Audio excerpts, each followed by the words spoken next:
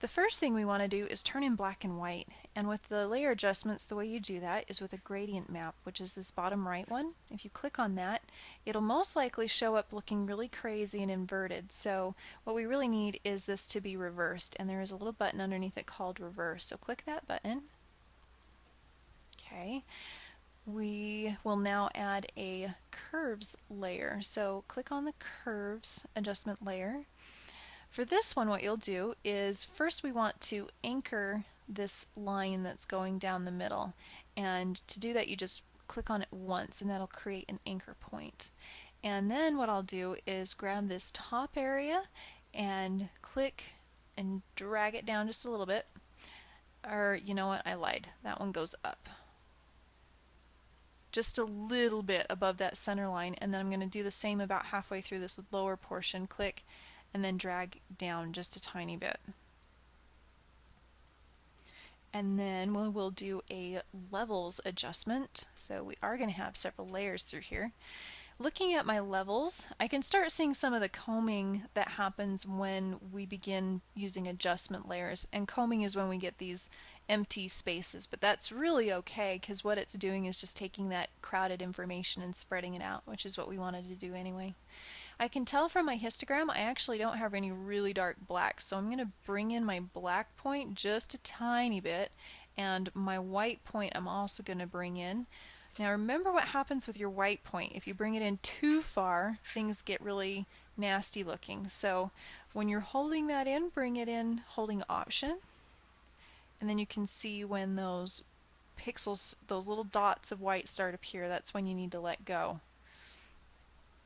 Okay, let's take a look at how that's progressing. So over here my layers, I can just easily turn these off and on to see what sort of difference is being made. So that's quite a difference right there. We're going to add just a couple more steps that will really make this pop though. Let me show you how to sharpen an image. If I zoom in by grabbing my zoom tool, and I don't like scrubby zoom, so I've got it unclicked, I can just click and drag to see an area. Oh, there we go. I had to also undo resize window to fit. That's too close. Here's our close-up, and we can see the detail in his skin. What we're going to do is sharpen that so it even becomes more prominent. But again, we don't want to do that to our original layer, so we're going to take that layer and make a copy by dragging it down to the new layer image, and this one we're going to name Sharpen. To sharpen something, there's several ways you can do it. We'll just use the most direct way and go to Filter and choose Sharpen and Smart Sharpen. So here in this dialog box we have some sliders. I'm going to move them both over to the far left so you can see what difference it makes. Because my preview box is checked, I will actually see the difference happening out here as well as in here. So I'm going to crank radius or amount up quite a bit, and radius is where it's really going to start showing. And again, this is a technique that can go really too far. Let me show you too far first. That's way too far. You definitely don't want a picture that looks like that. So I'm going to scale that back quite a bit, and same with the amount. And then I can hit preview to see what it looked like and what it looks like now. So this is still some pretty strong sharpening, but I'm going to leave it that way and see what happens. And click OK. Now, unlike these other layers where I could just double click on one to go back in and re-edit it, if I want to do a new sharpen, what I'll have to do to this one is just throw it away and make a new copy. So to zoom away really quickly to fit it to the screen, hold Command and push 0. So that is looking quite a bit sharper. It's one of those things that you don't really notice it was needed until you do it and see before. Okay, so our last layer we're going to add here at the top by clicking on the top layer that is currently there is going to be a dodge burn layer, but instead of making a copy of the image, we're going to make a layer that can just stay put. So even if we have to replace this image down here, the dodge and burn would stay in place. So create a new layer by clicking this new layer button. Because this top one was active, it automatically creates a layer right above there. If that's not where your layer ended up, that's okay. Just click and drag it up to the top and then double click on it and name it Dodge Burn.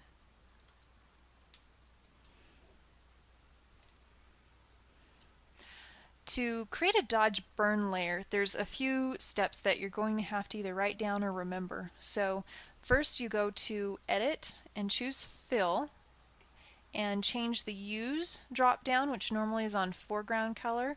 Change it to 50% gray and make sure blending mode is normal, opacity 100%, and click OK, which gives us a solid gray layer, right? That's not really what we want. So what we're going to do is apply what's called a blend mode.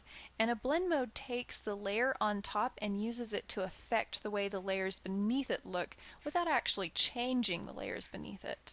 So click on this little drop down. These are our blend modes, and let's just choose overlay from that.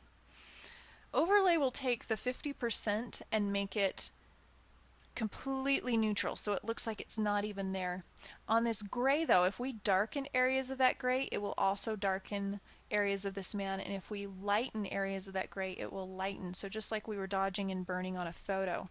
In fact, we'll do it the exact same way. I'm going to grab my dodge tool, which is O, and use my little trick to make the brush quite a bit bigger by holding Control, Option, click and drag to the right, and then click and drag up to get a fairly fuzzy brush, or down to solidify it a little bit. And just so you know, the amount of red that's showing in there has to do with the percentage of opacity that this effect is going to be applied at. And right now it's really low, so let's crank it up just a little bit more so this first time we do something you can actually see what it does. So remember, with the dodge tool, if you just click and drag, it will lighten something, and if you hold Option, it'll darken it. So I'm just going to click and drag up here in the guy's forehead, and you can see that it's lightening it, just as if I were using my dodge and burn tool down here. So that really is way too much. So I'm going to hit Command Z and undo that, and lower the exposure a little bit so that it's not quite that harsh, and then come back in and kind of selectively tap a couple little spots. And I can change my size again by holding Option Control and dragging to the left or dragging to the right. And what I'm going to do is take my dodge tool and lighten the naturally light areas of his face a little bit more, and darken the naturally dark shadow areas of his face just a little bit more. And not all of them, like right here inside of his eyelids, that's almost so dark I might lighten it up. But to do this little area, I'm shrinking my brush down even more. And if you feel like 19% is still too strong of that effect, you can change that.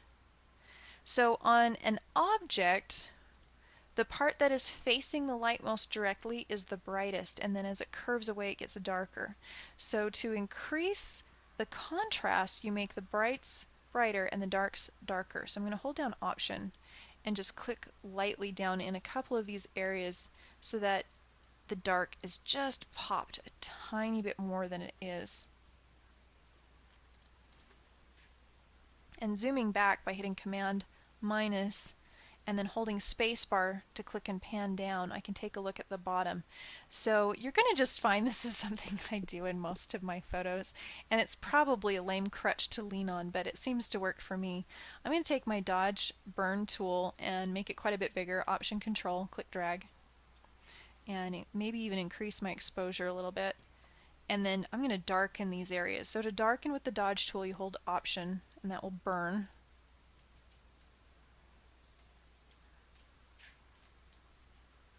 Oops, I grabbed my slider accidentally there.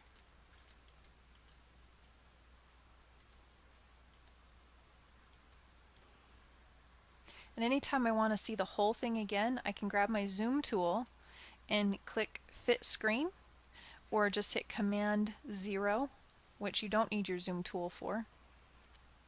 Here's a good example of something I could fix. Because his hair comes up right here on the cheek, it almost makes an unnatural line. It looks like he's got a hard crease in his cheek. So I'm going to lighten that up just a tiny bit. And then I'm going to lighten up inside of where his eyes are just a little bit so we can see more of that. And then anytime you're working on portraits, the eyes are what people really pay attention to just because we're programmed to look into people's eyes. So it's kind of nice to go in and make those pop just a little bit more, but it's important not to make them pop too much. So here I've got my dodge tool. I'm not holding down Option. I've made my brush small, and I'm just going to click a couple of times down here on the bottom part of his iris where it would be a little lighter anyway because the light's coming in this way. And then again over here just a couple times, not a lot, and maybe even just once out in the whites of his eyes to pop those colors. Alrighty, let's zoom back and take a look at what that looked like before and after. So Command 0, turn off and turn on. Look at that. So the area of emphasis on this image is really the whole guy's face, but especially this area. And I feel like because we've lightened this up, darkened this down, the light areas really pull your eye more. And then naturally, because we look into his eyes, we're going to take a look and see those. So I've got one more little adjustment I want to do. And just to remind you, if you want to do the click, drag, zoom like I do, you have to uncheck scrubby zoom and resize window to fit. And then you can do this and have it fill your whole screen immediately. So grabbing my dodge tool with the letter O and holding Control Option to shrink down, click and drag, I'm going to lighten up this tiny little rim just outside his eyes, just a little bit.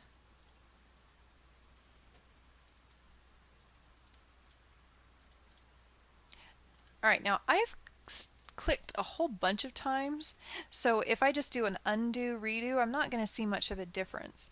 What I really need to do is zoom back a little, Command minus minus, grab my history panel, and maybe scroll up a little bit to where I started working on the eyes.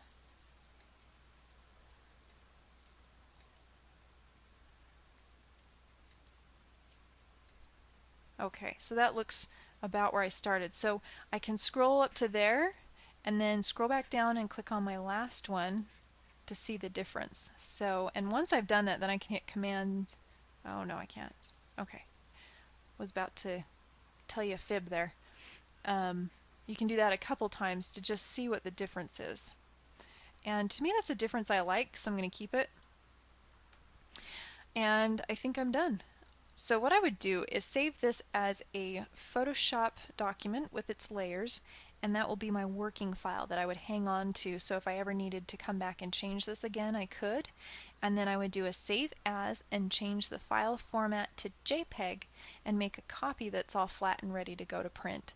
So that's how you can create an awesome dodge burn layer on its own and turn an image black and white as well as sharpen it up.